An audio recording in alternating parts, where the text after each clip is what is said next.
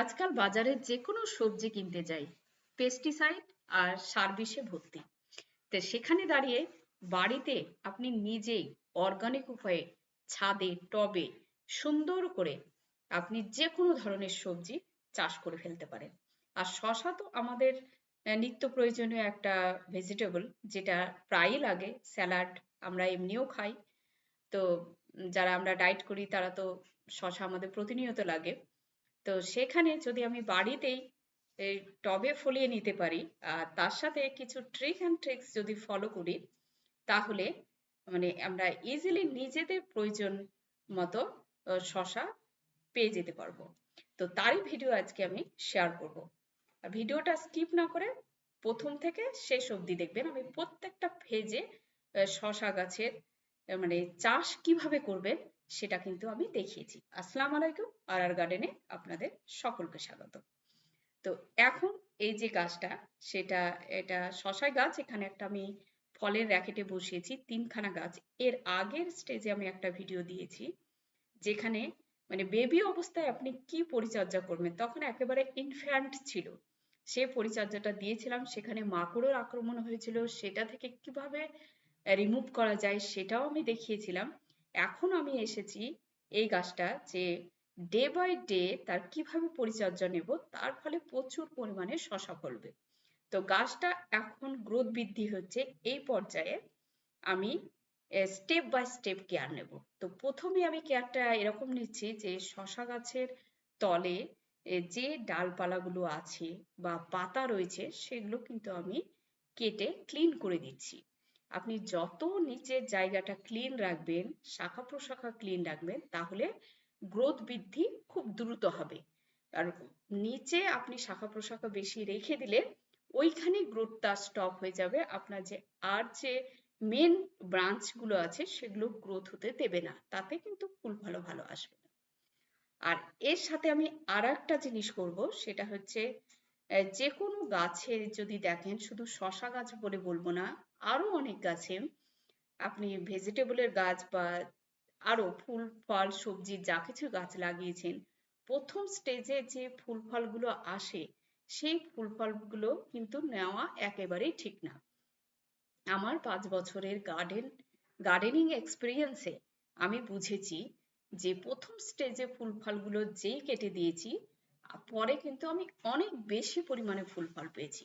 প্রথমে যদি আপনি ফুল ফল নিতে যান, তাহলে গাছটা প্রথম অবস্থায় তো ওই ইনফ্যান্ট থাকে, বেবি থাকে, ওই অবস্থায় যখন ফুল ফল দেয় তখন ফুল ফল ধরে রাখার মতো ক্যাপাসিটি গাছটা থাকে না।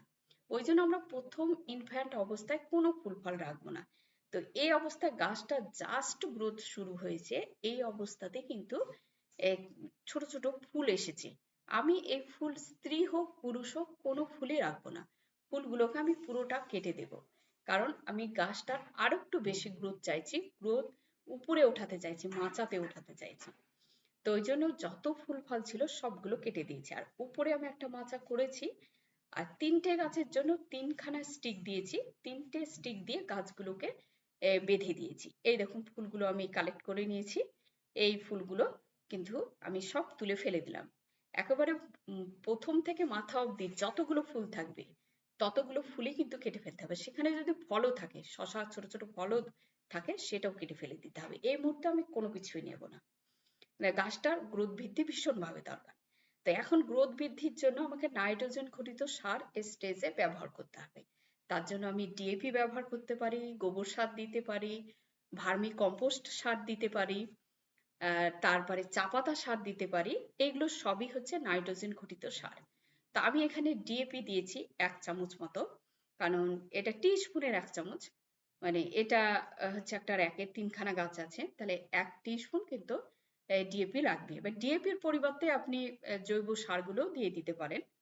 তো এখানে আমি 1 টি স্পুন ডিএপি দিয়ে দিচ্ছি। আর অবশ্য সার দেওয়ার আগে মাটির চারপাশটাকে একটু খুঁড়ে ফেলতে হবে। তো চারপাশটাকে খুঁড়ে ফেলে আমি চারি সাইডে দিয়েছি। আর কখনোই যেন যে কোনো সার গাছের গোড়াতে না লেগে যায়। গাছের গোড়াতে থাকলে কিন্তু গাছটা পচন ধরতে শুরু করবে। আর এই সময় আর একটা খাবার দেব, সেটা হচ্ছে এপসাম সল্ট। এপসাম সল্ট বা ম্যাগনেসিয়াম সল্ট ভীষণভাবে দরকার। আর ম্যাগনেসিয়ামের অভাব ঘটলে কিন্তু পাতা হলুদ হবে।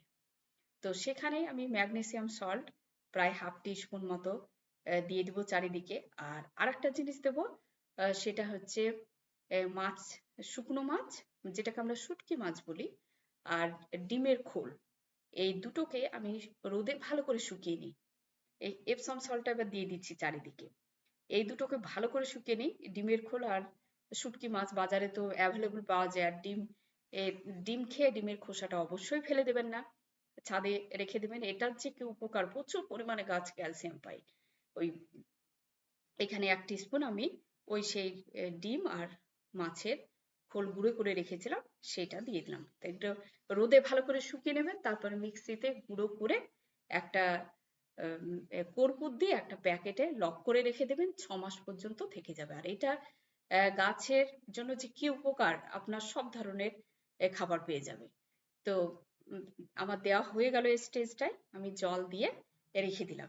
তাহলে এটাও গেল আমার ফার্স্ট স্টেপ। আর তার আগের কিন্তু স্টেজ আমার আছে, সেটা আমি ভিডিওতে দিয়েছি, এর ডেসক্রিপশন বক্সে দিয়ে দেবো, আপনারা অবশ্যই দেখবেন। তার ভিডিওটা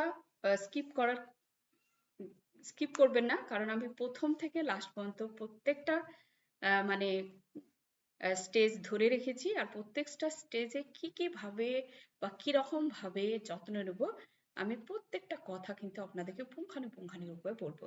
তো এইভাবে যদি যত্ন নেন, তো দেখবেন ছাদে কত পরিমাণে শশা ফলে। অল্প জায়গার মধ্যে আপনি যদি এইরকম 3খানা র্যাকেটে 3 তিরিখে 9টা যদি আপনি গাছ লাগিয়ে দেন, তাহলে আপনার আর ওখান থেকে প্রচুর শশা হয়ে যাবে, আর আপনার বাজারে কিনেও খেতে হবে না। তো এই স্টেজটাকে গেল। এই স্টেজের ঠিক আমি 8 দিন পরে এসেছি। তা 8 দিনের মাথায় গাছটার গ্রোথটা দেখুন কিরকম গ্রোথ হয়েছে, যে কতটা বড় হয়েছে, অনেকটা উপরে উঠে গেছে। আর সেই সাথে ছোট ছোট মানে শশার স্ত্রী শশাও এসেছে, ছোট ছোট ফুলও এসেছে। এই ফুলগুলো কিন্তু আর ভেঙে ফেলবো না, এটা আমি নিতে থাকবো।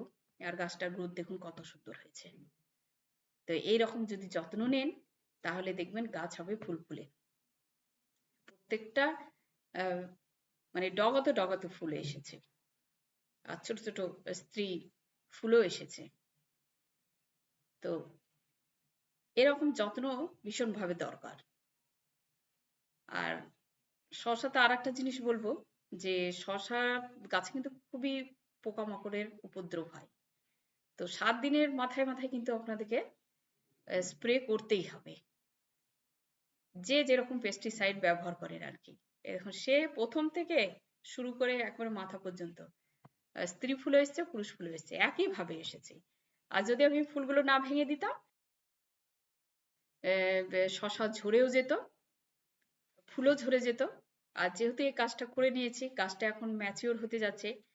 ম্যাচিওর গাছে ফল আপনার যেভাবে ধরে রাখবে, ইম্যাচিওর গাছে কিন্তু ফল ধরে রাখতে পারবে না। তো গাছটা এই মুহূর্তে ম্যাচিওর হয়েছে, এই মুহূর্তে ফুল ফল আসছে, এই মুহূর্তে গাছটা নিতে পারবে। এবার যে ফলগুলো বড় হবে, তো বড় হওয়ার জন্য যে ফলগুলো ধরে থাকবে, তার জন্য আমাকে একটা খাবারের চাপান দিতে হবে। তো চাপান দেওয়ার আগে ঠিক কিন্তু আমি 8 দিনের মাথায় এসেছি। 8 দিনের মাথায় আমি কিন্তু এবার খাবারের একটা চাপান দিয়ে দেবো। তো চারিদিকটা খুঁড়িয়ে নিচ্ছি। তো এবার এখানে আমি ডিএপি দিয়েছিলাম বলে গ্রোথ বৃদ্ধিটা খুব তাড়াতাড়ি হয়ে গেছে। আর জৈব সার দিলে হয়তো আপনার গ্রোথ বাড়তে মোটামুটি 12-15 দিন সময় নিতে পারে। তো 12-15 দিন পরে আপনাকে এই যত্নটা করতে হবে। তো এখানে আমি খাবারের চাপান দেওয়ার জন্য এখানে নিয়েছি ভার্মি কম্পোস্ট সার, এই গামলিতে নিয়েছি। আর তার সাথে দিয়ে দিলাম প্রায় 200 গ্রাম মতো আমারই তৈরি করা জৈব মাইক্রো নিউট্রিয়েন্টস, এর ভিডিওটা আমি ডেসক্রিপশন বক্সে লিঙ্কটা দিয়ে দেবো, আপনারা দেখে নেবেন। সেই সাথে দিয়ে দিলাম 1 টিস্পুন পটাশ, লাল পটাশ, আর 1 টিস্পুন ডিএপি দিয়ে দিলাম। আর কিছু দেব না, এটা মিক্স করে নেব। এখানে কম্পোস্ট সারও থাকলো, আমারই তৈরি করা ভার্মি কম্পোস্ট সার, জৈব মাইক্রো নিউট্রিয়েন্টস, আর ডিএপি আর পটাশ, এটা দিয়ে আমি এই গাছটাতে একটা চাপান দিয়ে দিলাম। এবার চারিদিকটা আর খুঁচিয়ে অবশ্যই নিতে হবে, মাটিটা খুঁচিয়ে নিলে কিন্তু জল দেওয়ার পরে গাছটা প্রপার খাবার পাবে। তো এইভাবে এই গাছটাকে রেখে দেবো। তা আগে বললাম ডিএপি দেওয়ার জন্য আমার প্রায় 7 থেকে 8 দিনের মাথায় গ্রোথ বৃদ্ধি অনেক হারে হয়ে গেছে। আপনারা যদি ডিএপির পরিবর্তে জৈব সারের দিয়ে রাখতেন তাহলে হয়তো গ্রোথ বৃদ্ধি হতে 10 থেকে 12 দিন কি 15 দিনও সময় নিত। তো 15 দিন পরে তারা এই খাবারের চাপানটা অবশ্যই দেবেন, কারণ এই সময় ভীষণভাবে খাবার দরকার গাছগুলোতে, কারণ এবার স্ত্রী ফুল এসেছে, এই সময় খাবার দরকার। এখানে আমি 3খানা শশার বীজ রেখেছিলাম, 2টো এসেছে, এখন আর একটা আসেনি, চলে আসবে ইনশাল্লাহ। তো এটারও একইভাবে যত্ন নেবো, যেমন এটা নিয়েছি এটাও নিয়েছি, এখানে আরো একটা জায়গায় লাগাতে দিয়েছি। এরকম করে আমি একটা হয় তার সাথে সাথে আরো আমি বীজ দিয়ে রাখি, যাতে মানে এটা ফল দেওয়া বন্ধ করে যেন অন্যগুলো আবার বড় হয়ে যায়। এরকম আপনারা অল্টারনেট করে করতে করতে করতে পারেন, তাহলে আপনারা কন্টিনিউয়াস ফল পাবেন। তো এই গাছটাতে এই মুহূর্তে আর আমি জল দেব না, 2 দিন পরে এসে জল দেবো। এটা কিন্তু এই অবস্থাতেই রেখে দেবো, মানে মাটিটা একটু সামান্য ভেজা ভেজা আছে, এরপরে খাবারটা দিলাম, এই খাবারটা সেট হবে, 2 দিন পরে আমি আসছি আবার জল দেওয়ার জন্য। তো কি ধরনের জল দেবো সেটা এবার দেখাবো। আর এই তো 7 দিন পর পর আমি পেস্টিসাইড দিই। এখানে পেস্টিসাইড হিসাবে আমি 1 লিটার জলে 2 ml নিম অয়েল দিয়েছি, আর 4 থেকে 5 ফোঁটা প্রোফেক্স সুপার। আমি এই পেস্টিসাইডটা ইউজ করি, আপনারা চাইলে অন্যও করতে পারেন। সুবাসনাটা আছে, আরো অনেক পেস্টিসাইড আছে, সেগুলো আপনারা দিতে পারেন। অ্যাডমায়ার আছে, আপনারা যেটা খুশি দিতে পারেন, অসুবিধা নেই। শুধু পরিমাণটা জেনে লিটারে কতটা লাগে সেটা দেখে নিয়ে দিয়ে দিবেন। আর শশা গাছে অবশ্যই স্প্রে করতে ভুলবেন না, শশা গাছে মাকড়ের আক্রমণ প্রচুর পরিমাণে হয়। একবারে পাতা ধরে ধরে ভেতর উপর সব জায়গাতে স্প্রে করে দেবেন, স্প্রে করাটা খুব দরকার। আর নিম অয়েল অবশ্যই দেবেন, নিম অয়েলে গাছের হেলথ ভালো থাকে, আর ফার্টিলাইজারেরও কাজ করে নিম অয়েল, তো সেটা আপনারা দেবেন। আর গাছে দেখতে পাচ্ছেন প্রত্যেকটা জায়গাতে জায়গাতে ফুল এসেছে, তো এই ফুল ধরে রাখার জন্য এই খাবারটা দেওয়া ভীষণভাবে দরকার। এই খাবারটা দেওয়ার পরে আবার দেখবেন গাছের গ্রোথ বৃদ্ধি অনেক হয়েছে, অনেক ব্রাঞ্চেস এসেছে। আর ঠিক 10 দিন পরে আপনাদেরকে চেঞ্জটা দেখাবো যে কতটা চেঞ্জ এসেছে, চেঞ্জটা দেখতে পাবেন। তো 10 দিনের মাথায় দেখবেন অনেক চেঞ্জ চলে এসছে গাছে। তো এই রকম যত্ন যদি আপনি প্রথম থেকে করেন তাহলে আপনার মানে শশা প্রচুর আপনি তুলতে পারবেন, প্রচুর শশা হবে, আমি এটুকু 100% গ্যারেন্টি দিয়ে বলতে পারি। আমি এই জন্য স্টেজগুলো প্রত্যেকটা স্টেজই ধরে রেখেছি। তো এই খাবারটা দেওয়ার পরে দেখতে পাচ্ছেন মাটিটা অনেকটা ড্রাই ভাব এসেছে, আর ঠিক 2 দিনের মাথায় আমি এসেছি। এখানে সবজি পচানো জল থাকে, আর তার মধ্যে কলার খোসা, পেঁয়াজের খোসা, আলুর খোসা, এই 3টে জিনিস মাস্ট রাখবেন। তো এটা মিনিমাম 3 দিন তো পচাতে দেবেন, তার থেকে বেশি হলে অনেক ভালো হয়। তো প্রায় আমি 1 মগ মতো নিয়েছি, আর হাফ বালতি জল মিশিয়ে দিয়েছি। আর ঠিক 2 দিন পরে, আমি বললাম 2 দিন পরে এসে জল দেব, তো সেই সবজি পচানো জলটাই দিয়ে দিচ্ছি। সবজি পচানো জল থেকে প্রচুর পরিমাণে calcium, potassium, sulphur, magnesium, calcium সবকিছু পেয়ে থাকে গাছ। ওই জন্য সবজি পচানো জল যখন ফল অবস্থায় থাকে তখন খুব দরকার। তাই একেবারে এই যত্নটার পরের স্টেজ যেটা আমি ধরে রেখেছি প্রায় 10 থেকে 12 দিন পরে। তো 10 থেকে 12 দিনের মাথায় এখন মানে এই শশাগুলো প্রায় তোলার মতো হয়ে গেছে, তো আমি আরো আরো কিছুদিন রাখবো, এখনই তুলে ফেলবো না। আর আরো প্রচুর স্ত্রী ফুল এসেছে, দেখুন আরো অনেক স্ত্রী ফুল এসেছে। এই দেখুন আরো নিচে আরো অনেক শশা এসেছে, এগুলো বড় হয়ে গেছে তোলার মতো। আরো কিছু ছিল, একটা ছোট বাচ্চা এসে তুলে নিয়ে গেছে। তো গাছটায় দেখুন কতটা শশা হয়েছে, চারিদিক জুড়ে হয়েছে, এখন বেশ বড় হতে শুরু করেছে। কিছুদিন পরে, আমি কিছুদিন বলবো না, 2-3 দিন পরে কিন্তু আমি শশা তুলে নিতে পারবো। অন্তত এই মুহূর্তে আমি 3খানা তো তুলতে পারবো, আর 2-3 দিন পরে 4-5খানা তুলে নিতে পারবো। তাই এই ছিল আমার মানে শশার ভিডিওটা পুরো প্রথম থেকে লাস্ট অব্দি আমি দেখিয়েছি। আর এরপরেও আমি বলবো 7 দিন পর পর সবজি পচানো জল অল্টারনেট করে খোল পচানো জল আপনারা দিতেই থাকবেন। 1 মগ করে নেবেন আর হাফ বালতি জল মিশিয়ে দেবেন, পাতলা করে দিয়ে দেবেন। আর যদি দেখেন, আর মাটিটা অবশ্যই একটু খুব ড্রাই রাখা যাবে না, তাহলে ফল শুকিয়ে যাবে। সামান্য একটু ভেজা ভাব থাকবে, তারপরেই দেবেন। আর যখন দেখবেন প্রচুর ফল হয়েছে, তখন সপ্তাহে 1 দিনের জায়গায় 2 দিন করে আপনি খাবারটা দেবেন, লিকুইড খাবারটা অল্টারনেট করে। আর সেই সাথে 15 দিন পর পর এপসাম সল্ট মাটিতে দিবেন, পাতাতেও স্প্রে করবেন। আর নিম অয়েল বা অন্যান্য পেস্টিসাইড যেগুলো ফাঙ্গাস বা পোকামাকড়ের আক্রমণ থেকে রক্ষা করে, সেই সব পেস্টিসাইড গুলো অবশ্যই 7 দিন পর পর স্প্রে করবেন। তাহলে দেখবেন গাছ এইরকমই হবে, আপনারা প্রচুর শশা পেতে পারবেন।